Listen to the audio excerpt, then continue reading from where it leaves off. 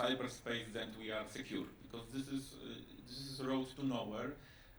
Because sharing the ideas and whole development of economy, of science and so on is based on the global cooperation, and this will not change.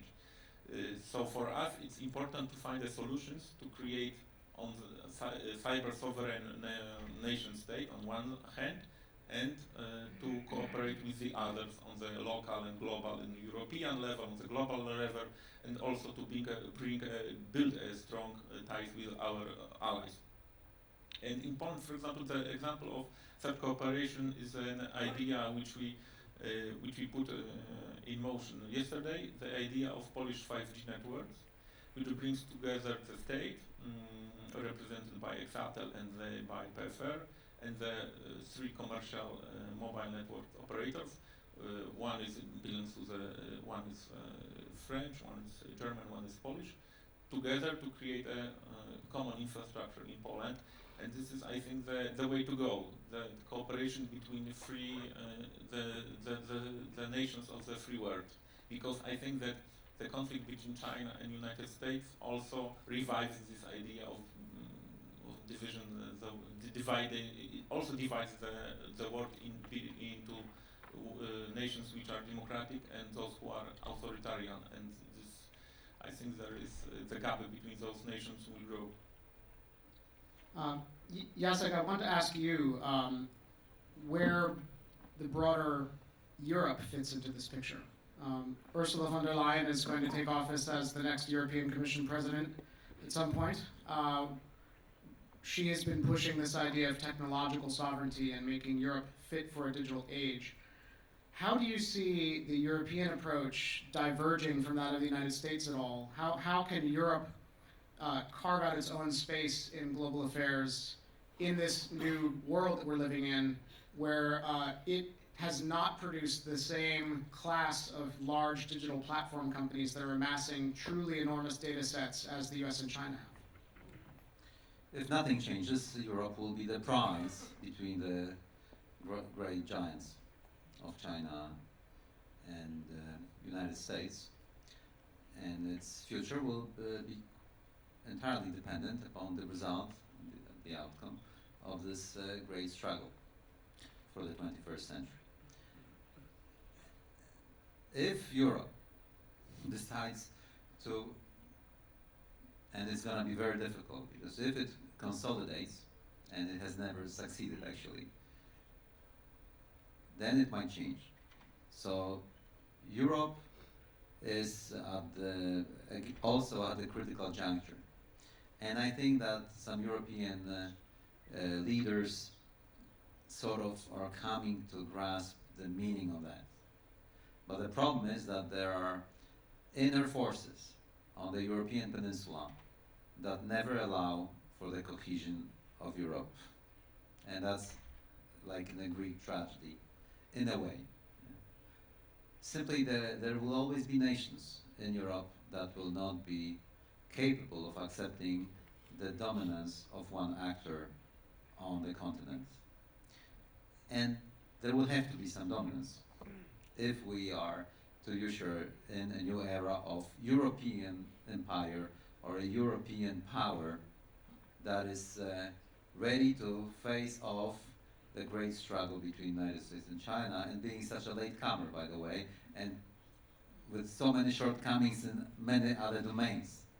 So I'm afraid that Europe will be simply the prize of this great struggle. Jayshree, what are your thoughts?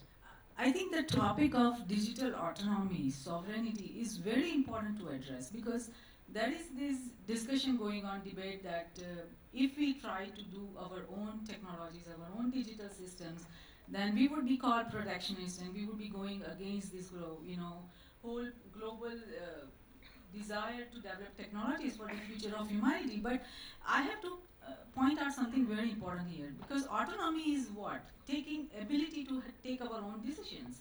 Now, when we build our roads in our cities, do we take anybody's permission? I mean, we build it according to the way we need to build, depending on the needs of the city. Now, so when we try to build digital systems, it is just like building roads. you need to develop your own systems. The reason behind that is, even if, let's say, you try to use somebody else's AI technology, it is not going to, you cannot use somebody else's AI technology, because it is your data you need as a country, as a city, as a community, to you need to have that understanding of what your people like, the way of living, what they do every day, at what time they do what.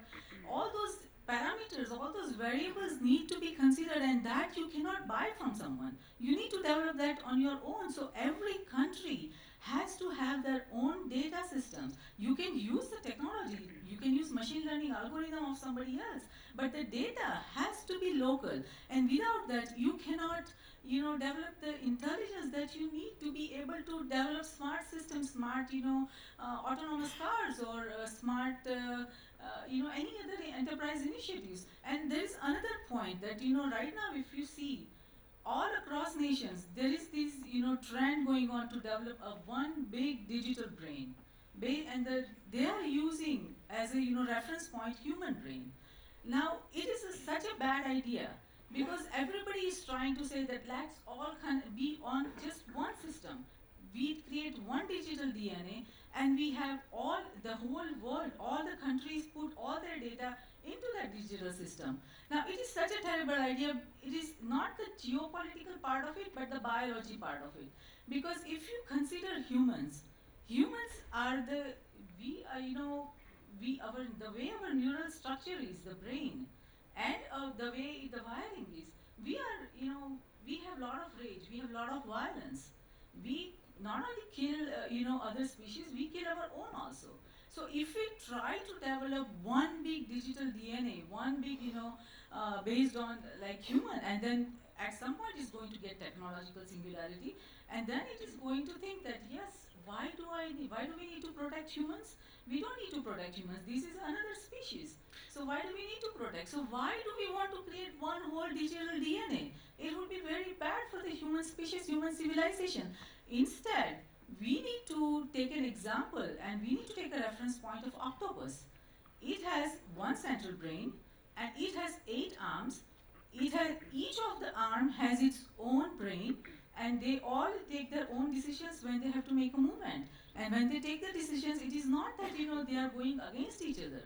So their primary reference point is still that they want to do what is good for them. So each country can develop its own digital brain, and we can also have one single brain. But it doesn't mean that we all are trying to go against each other. But we are trying to create checks and balances so that we don't create any system that will go against humanity. So This is the biological argument for vendor diversity in 5G networks, is what I'm hearing. I wrote about it too, long time back. We have developed the whole system on it. Robert, I see you, and Jacek also waiting to make some comments. Yes, so I mean, I very simply, I just heard this argument about the US, EU, and China last week when I was in Berlin and Brussels.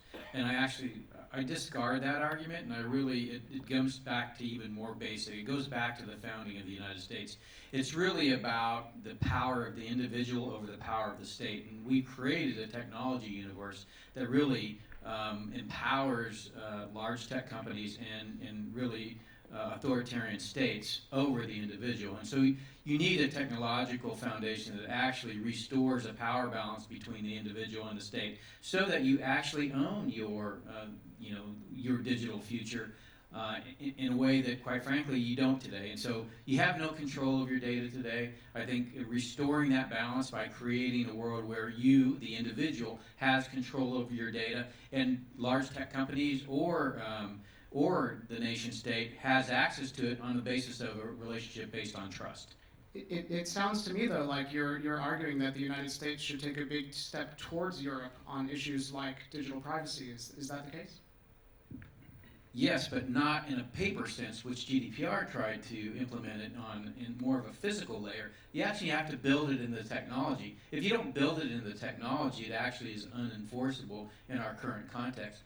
I think to your point, we have a giant brain that we're building. It's called the internet. And because nobody has control over their own data, it's really going to whoever has the power to aggregate it and then process that data. And I think that's the thing that we need to break up. And we break that up by requiring relationships based on trust to have access to the collective for the betterment of mankind, but also to provide you goods and services that you agree to have your data used to provide. Yes, sir. Yeah, I should have added to what I was saying about Europe is that I think that nations will proceed their own ways in that respect, and they will not find a common ground here with respect to 5G, and that will be because of the classical geopolitics. Gravity of China is so huge. Not that, we don't feel it in Poland, but in Germany it's really immense, or in France. And they will be also influenced by the weight of China. So, and the decision-making process will also be following those paths. That's why the role of the United States, if the openness of the system is to be sustained, is critical. And Europe needs a lot of vigorous approach of the United States that apparently is not there at the moment. Yeah, I mean, in substance, in material, and in such things that I think quite important at this critical juncture. I want to spend a little time talking about this risk of fragmentation that you've mentioned, because one of the consequences of it is going to be that in the world that we appear to be heading towards, where the political drivers are pushing us, which is a much more confrontational approach to China and its technology rise, that is going to be a more fragmented world, and it's one that kind of runs counter to how the system of innovation that's developed over the last 30 years kind of got us to this point. And one of the questions I have is, in considering this more aggressive confrontational stance, trying to keep Huawei out of 5G networks, restricting Chinese companies' access to US semiconductor technology and other technologies, have we fully considered the potential downsides for innovation? Because the innovation that we have today is a product of this global system where flows have been relatively free. What is the consequence of a much more fragmented landscape where flows of not just technology, but talent, people, know-how, and investment are no longer flowing as freely as before? I have bad news for all of us. Actually, what you were describing right now is a traditional way the world was operating. There were no freedoms of strategy flows, actually. It was a rare window in the history of humanity, especially for the last 30 years, thanks to the United States and its primacy, that we really had the potential to create a globalized system. Rivalries between people and nations create friction